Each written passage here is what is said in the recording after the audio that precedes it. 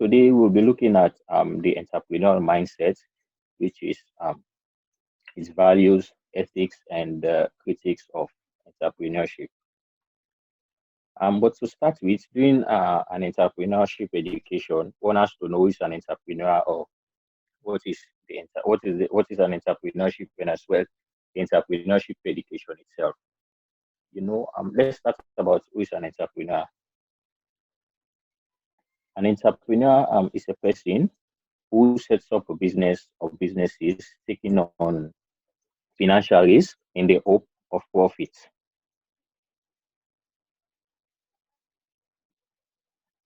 An entrepreneur is commonly regarded as a one-man business where he controls everything. He is the one who puts his capital in it with the sole aim of making profit. What is an entrepreneurship? An entrepreneurship is the process of designing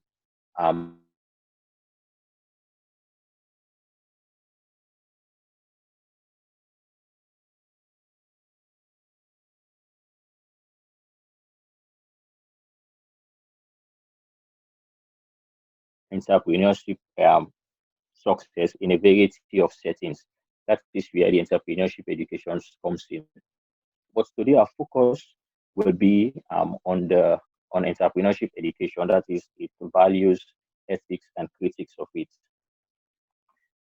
As much as entrepreneurship focuses on the development of skills and attributes that enable the realization of opportunity, wherein students get to use these things that he or she have learned in order to implement in the business so as to help the entire venture gain a competitive edge. That is where the entrepreneurship education comes in. You know, you don't just wake up one day and refer to yourself as an entrepreneur. I'm fortunate to have attended few entrepreneurial events, um, organizing locally anyways by some entrepreneurs wherein they showcase their products for people to buy from. And you find out that maybe after a few months in another entrepreneurial event, you find out that these businesses they do no longer exist. Why? Because of there was lack of an entrepreneurial education in that particular business.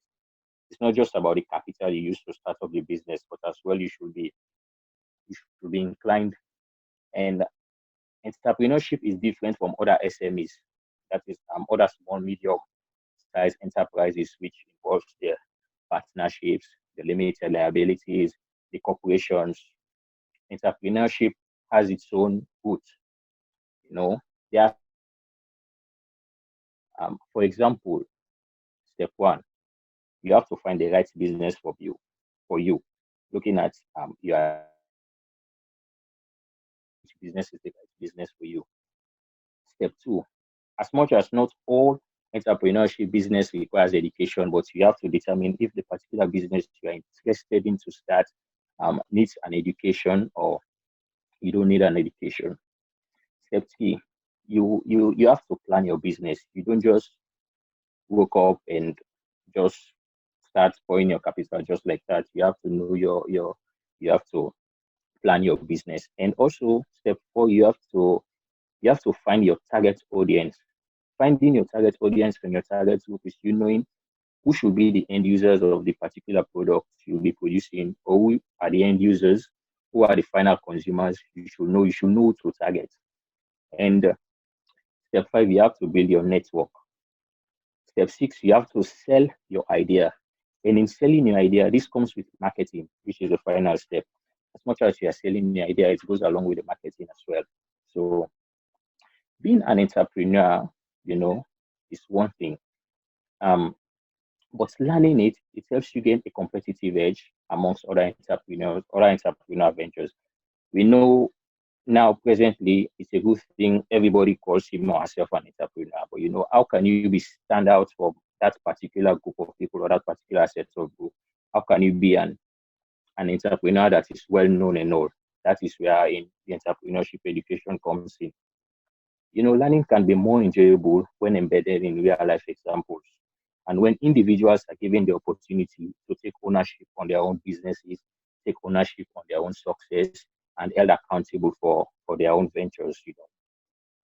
Through entrepreneurship activities, learners can gain key entrepreneurial skills such as critical thinking, problem solving, communication, risk taking, and teamwork.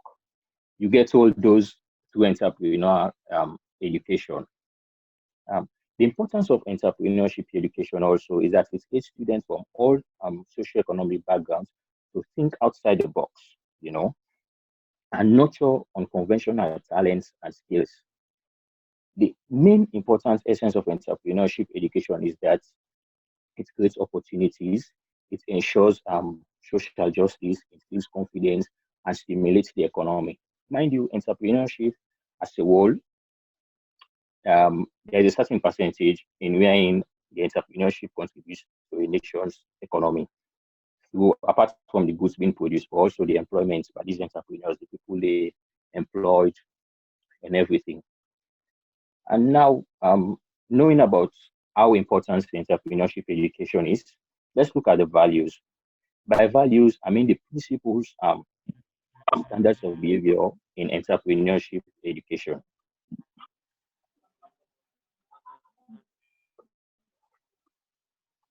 The,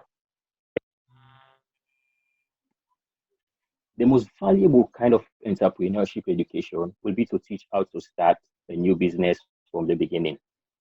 That's the first step. This can give students idea about the important things that need to be considered when to start new business, that is the steps involved in it, and the financial consideration. Just as I stated earlier, the steps: know your business, know your target audience, know what to produce, know who your end users are, market your products, build your network, and all. That is one of the key values of the entrepreneurship education. Let's look at the ethics of entrepreneurship education. By ethics, I mean the moral principles that governs a person's behavior.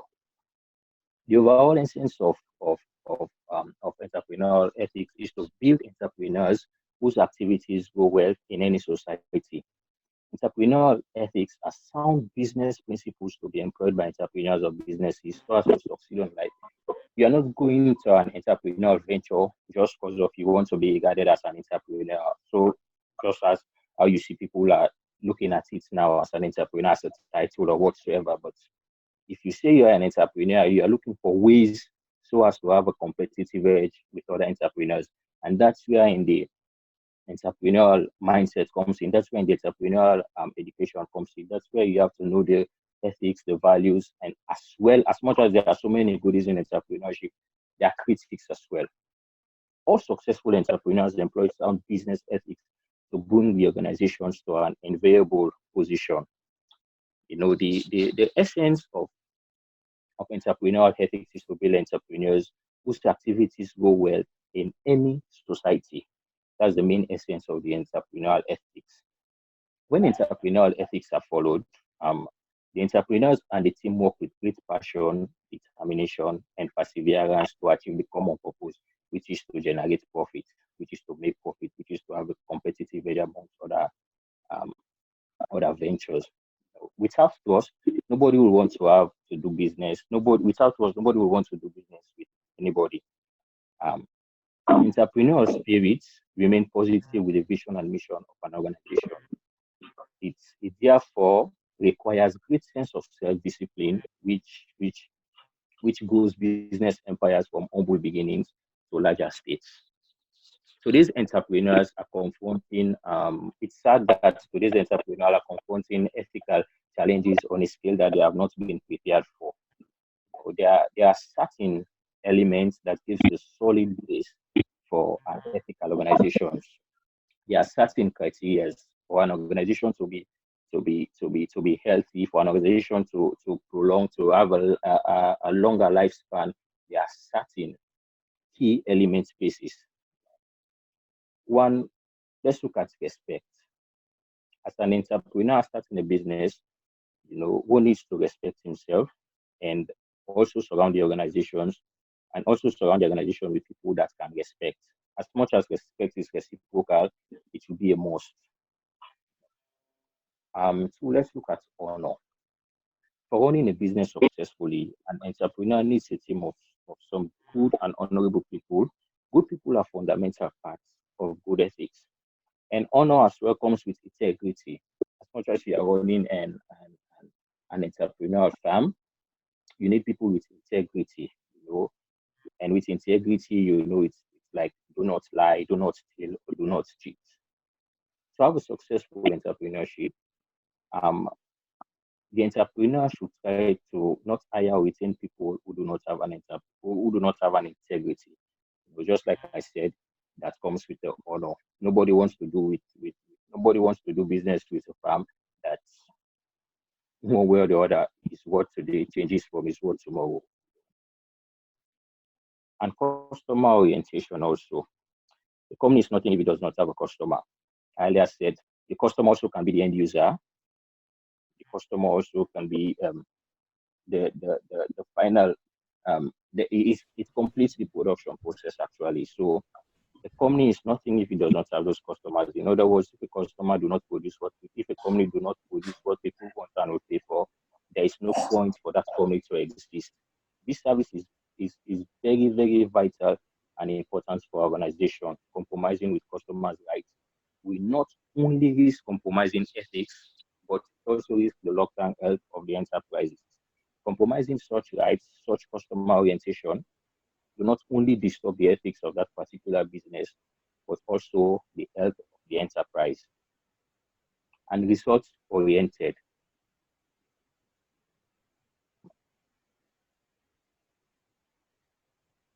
Result oriented.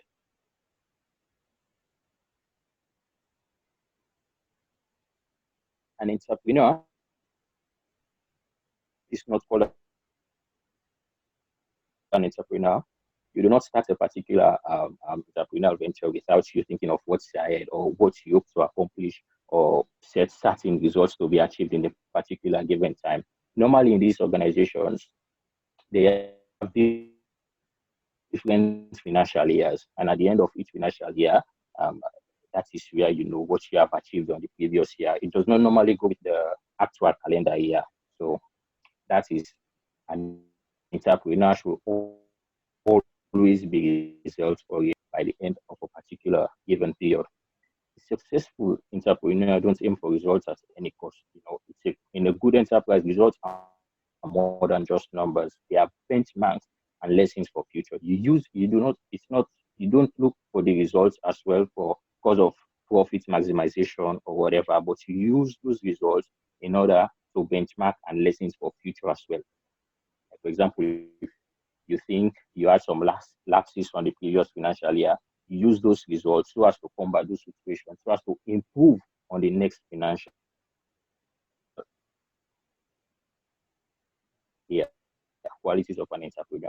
Good organization prosper and grow by taking risks. They do not stick to the same path. There are certain times you tend to be trending on a particular path and you thinking that maybe if you deviate from this path, there will be serious consequences and all. That's where the risk taking ability comes in. You do not stick to the same path. Great companies attract employees who are willing to take risks, and they encourage support and reward them for taking calculated risks. Passion. Great organizations are comprised of people who have passion for their task and job profile. The role model of these employees are those people who are willing to take skill and challenge of problems, who are not just working. For any job, there is a designation. You have a job roles that you should take. And it's sad that some people go into these jobs with the sole aim of getting an income, but no passion of it. It will be nice if the entrepreneurs looking at hiring people who have passion for the work itself and not just on the mere allowance on personal interest and everything, but the passion as well is the most. And uh, okay, I think we're still in line. Let's look at, as much as there are so many good stuff in entrepreneurship, we're looking at saying entrepreneurship perhaps creates job, entrepreneurship creates employment, entrepreneurship helps boosting the economy.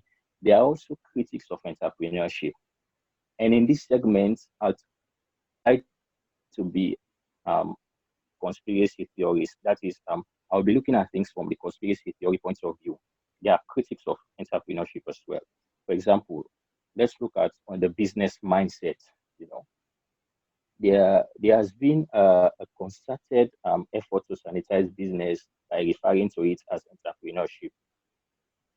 And please, let's not introduce that increasingly popular idea that you can be an entrepreneur even though you're employed by, among others, doing things like solving problems and taking initiative. That's just working. Perhaps you think you are working for an entrepreneur and you think you too, you class yourself as an entrepreneur, shielding from the fact that you are doing extra to the job. Why is it that business needs to be sanitized? Business is a key component of capitalism. Capitalism has a singular driving force, which is profit. That is the only driving force for capitalism. I mean, you put your money and you hope to receive something in return, and not only the money that you invested, but as well you expect profits.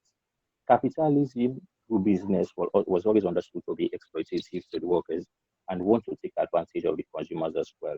So rebranding business as entrepreneurship and problem solving for the benefit of masses was necessary in order to change public opinion. You know,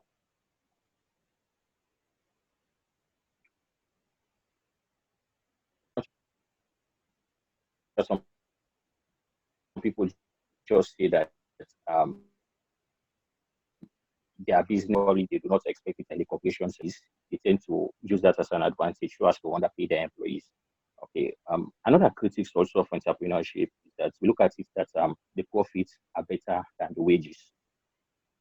This this particular part of entrepreneurship critics um, has to be one of the most insidious things about the propaganda surrounding entrepreneurship. You know, what does it say about the relationship between an employer and an employee, and us that we just accept and assume it's normal that employers should benefit from the work of employees, but who said employers should only just get a big percentage of the profit they generate? There is a common concept between business owners. They think like um, that, just as I mentioned earlier, there's a particular financial year wherein these employers give bonuses to their employees. At the end of the day, maybe they generate a massive profit, and there is a bad thought that you only think that those profits are mainly owned by these employers, where in these employees were key vital, and on most cases, even these employers are just like they supervise everything. It's these employees that are living on the basic salaries that are that are that are that just get a tip of the profit, wherein the employers also invested his money and everything gets a whole bunch. What does it say about you and me if our great ambition is to quit our jobs and stop working on another's dream in order to work on our own and go right ahead and employ others, help make our dreams come true? I mean, if you think that being employed has an oppressive quality to it, then your conscience should buy you from employing another and putting them in an untenable situation. You know, correct me if I'm wrong, but it is not true that whatever your investment of choice, yeah, will always be people behind the scenes that are working for you to get that passive income. Whatever your choice of investment will be, there will always be people working for you to help you ascertain that particular end goal. You know, this whole line of thought is particularly troubling to me because no matter how we set up the world, not everyone cannot run their own business or thing to avoid another man's working in another man's dream. No matter how we set up the world, no matter how we employ people, there is always a fact that more people are employed than those that are self-employed. So everybody cannot be an entrepreneur. It's a fact. Well, until a time come where robots will take all our jobs and then we are all on universal wage. That will be the only time. Does it then not make more sense for us to improve the conditions under which people work so that wages are equal to profits? You know, all the profits that are made should be relatively equally among those who help generate said profit. The idea that profit belongs to the originator or the entrepreneur, um, and not all those who actually brought it to the fusion, is a grave justice that we always inexplicably accept as normal. We take it as it is normal that the profit, the originator, which is the entrepreneur, should always get the bigger portion, and not the people who work seriously in order for this particular dream to come true. Another critics of entrepreneurship also is the solution to global poverty. The idea is that if we have more enterprises, particularly those that are socially conscious, we will put a massive dent in a global poverty. That's the idea everybody thinks. Everybody thinks that with more entrepreneurial ventures that are socially conscious, will put a dent in global poverty. This is demonstrably false. Global poverty persists not because of a deficiency in resources, but because of greed, corporate greed. Corporations pull the wool over our eyes to CSR activities. That is the corporate social responsibilities. Like, for example, these mobile companies, Orange, Africell, they do CSR activities. Like the one Africell is currently doing the Ramadan promotion, and we fail, and we so much welcome those ideas and fail to accept the fact that they exploit their workers by putting them against each other in wage wars and destroy the environment as well. It is a common knowledge that Walmart, one of the biggest corporations, has a staff that perfect value on food staff, and also there is this Steve Jobs, which is one of the most celebrated entrepreneurs. His company Apple, initially when they found it, it was believed that he had child workers in order for him to cut on costs. Ending global poverty requires a change in our value system. People lives matters, just like Martin Luther King Jr. said. We must rapidly begin the shift from a thing-oriented society to a person-oriented society. When machines and computers, profit motives, and property rights are considered more important than the people, the giant triplets of racism, materialism, are incapable of being conquered. So it's like the society is more for thing-oriented rather than the person-oriented. And also, another critic also of entrepreneurship is the inequality. One of the staples in entrepreneurship books is the power of positive thinking, which is, yes, you can do it, just work hard. The only person standing in your way is you. Basically, I no longer consider entrepreneurship this big solution to the global problems that we are facing. I believe that change is required from the radical shift in our values. Sure, we need businesses. Of course, we need businesses. But we also need an appreciation of the problems inherent to the profit-driven system. Then perhaps we can begin to design better ways of living and working together. Ways that place a premium value on people's lives and not the generation of wealth at the expense of all. Um, for example, you'll see an entrepreneur giving a motivational speech like, I started my restaurant with a cup of rice and a tin of tomato. I mean, that is crazy. I can clearly tell you that statement are false and untrue. You don't focus on the generation of wealth at the expense of people's lives and feelings. Okay. Yeah. With all this said, because we actually have something like 40 minutes and we have like 14 minutes more. With all this said, I would like to stop here and entertain a few questions, as I earlier said that it will be an interactive session. Hello guys. Please, if you do have a question, just raise your answer. I will just unmute you.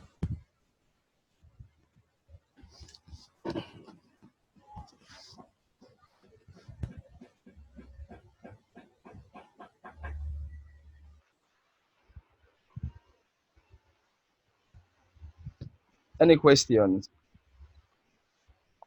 or just a recommendation or a suggestion you got? Yeah. Recommendation, suggestion. Okay, I'll be about to go ahead. You're on. Okay, good afternoon. Thank Good you so much for afternoon. the presentation. Yeah. It was well presented to us. I just would like to you for the next presentation. Maybe you can give examples related to Sierra Leone, because in Sierra Leone Okay. we don't see much people being engaged in entrepreneurial business. Most of what we see, we like to work in offices, but there is not that much interest for people to be involved in entrepreneurial business. So I Yeah. just, yeah, for the next presentation, maybe you could give us example or case study of a Sierra Leonean Yeah. who has been so successful in his entrepreneurial business. I think that will motivate some of us that we really want to go into entrepreneurship.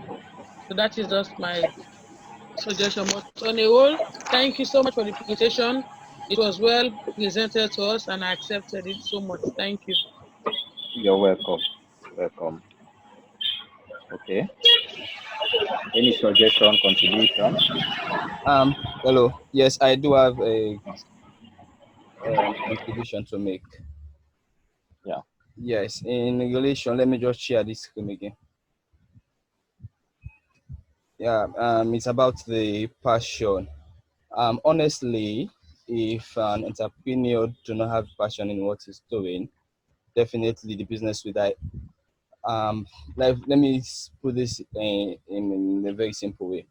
Now we have a COVID-19 situation, and Yeah. most people are complaining that their businesses are not running because of this. So we have to close down and wait until the COVID-19 is over.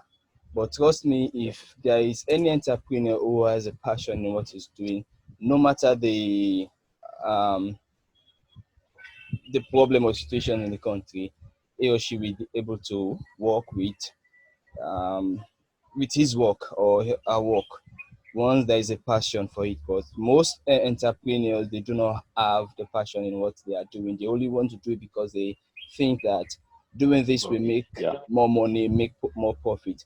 But honestly, if there is passion in what somebody is doing, no matter the situation, like I'm saying, they will have to continue and focus on what they are doing. Thank you. Yeah. Very good one.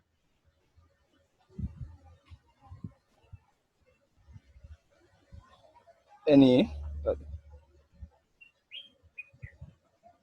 Okay. Yes, I'll be back soon. Mm-hmm. Yes. I want to add again.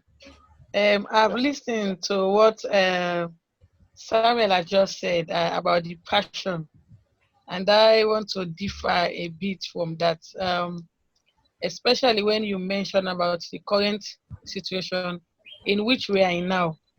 Right? It's difficult for most entrepreneurs to operate, because look at the capital of some of these entrepreneurs, like for locally in Sierra Leone, and people are not getting the money to buy from them, or to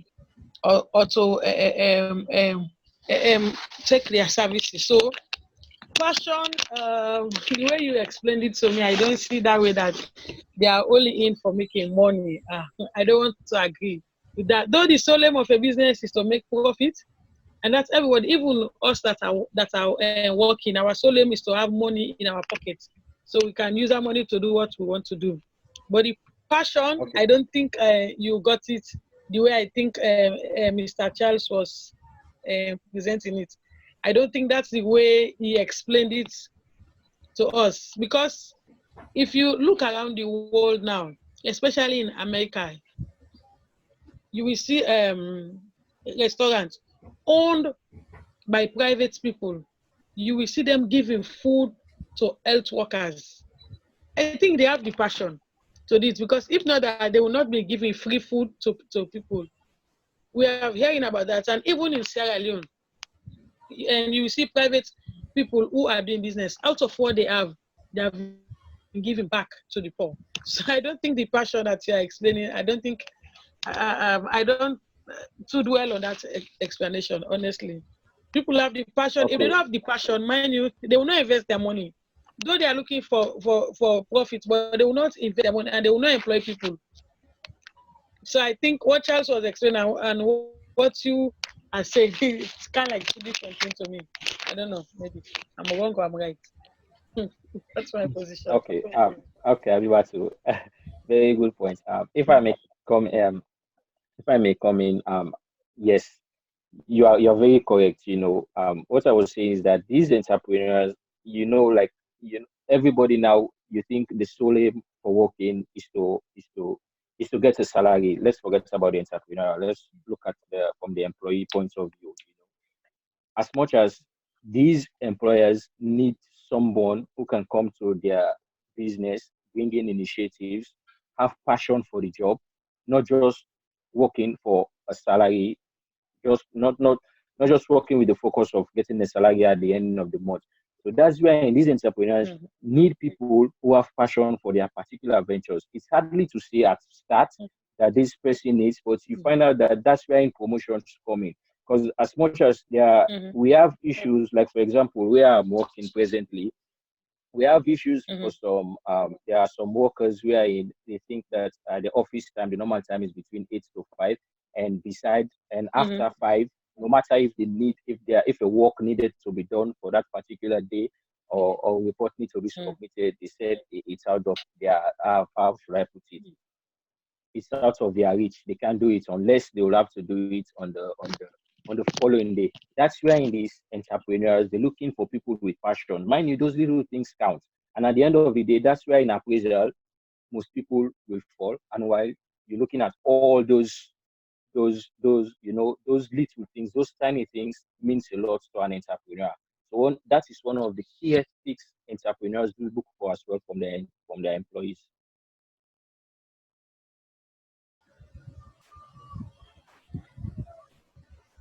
Okay. Yes, Titus, go ahead. Yeah, good afternoon, all. Yes. Yeah, my name is Titus, and I'm a banker. And I don't intend working for government or person for the rest of my life. Yeah. Yeah, yeah. So, in light of that, I've decided to start a business of my own. In as much as this forum is about such, I like to get few guides so as to add to what I already have.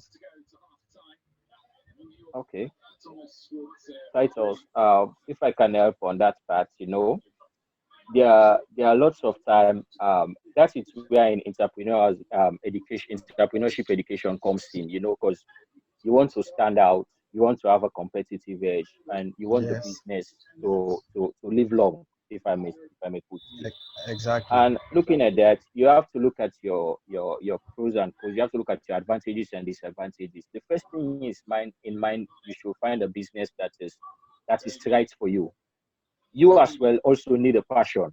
You don't I just go already, into a business. I already have the business plans Good, and all. fine, good. You don't just go into a business with this, or especially when you are an entrepreneur. You don't just go into the business with the sole aim of making profit, but you as well you need passion for that particular business.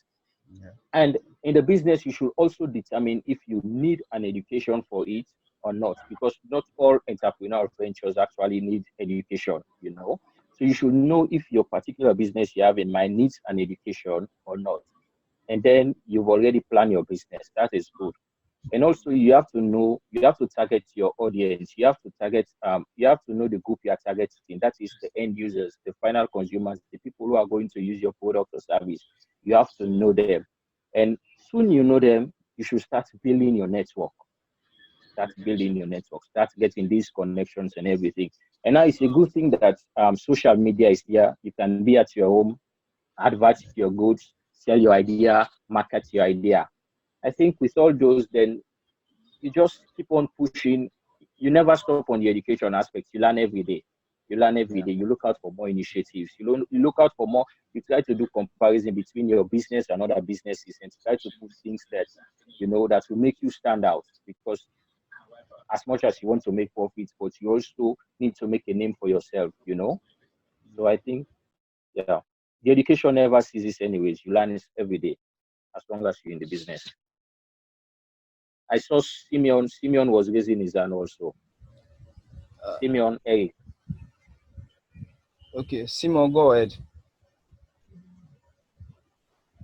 I think we'll only entertain Yeah. Go, one more because of the time. Yeah. okay. Good morning from my own side, sir. That was a nice presentation, a nice piece. Actually, I'm coming from a recommendation aspect about entrepreneurship. So, like, the first thing any entrepreneur needs to have is three things in my own principle book. One, you need to have patience. Two, you need to know how to deal with frustration. And three, you just need to love what you do. Like just what you were telling Samuel about passion. So here comes the passion, the aspect of passion, economics in chess. Like what I do, I love clothing wears, shoes, those stuff like that. So I dealt into it. And people will be asking you prices of stuff like what the cost for this, what the cost for this, and you're telling them the actual price. That doesn't mean you should go angry because they are not actually buying from you. Buying. No matter how they ask you 100 times for that particular stuff, you need to give them 100 answers. So it's a recommendation, actually. So you just need a perfect entrepreneur. You just need to have patience. You need to deal with frustration and love what you do, sir. So thank you very much for this piece. It's very good and educative. I appreciate it, sir. You're welcome. You're welcome. Okay, thank you guys. Thank you very much, Mr. Charles, and for this presentation. For those that we do not able to receive your comment and all, you can also send your comment and probably Charles will answer them to you. Please, we very sorry for the time today because Zoom is telling us that we should pay for their account, and also we want to say thank you very much all. And if you want this PowerPoint presentation, you can send us your mail so we can forward it to you. We'll be having other sessions in the future. We'll also send them as well to you guys.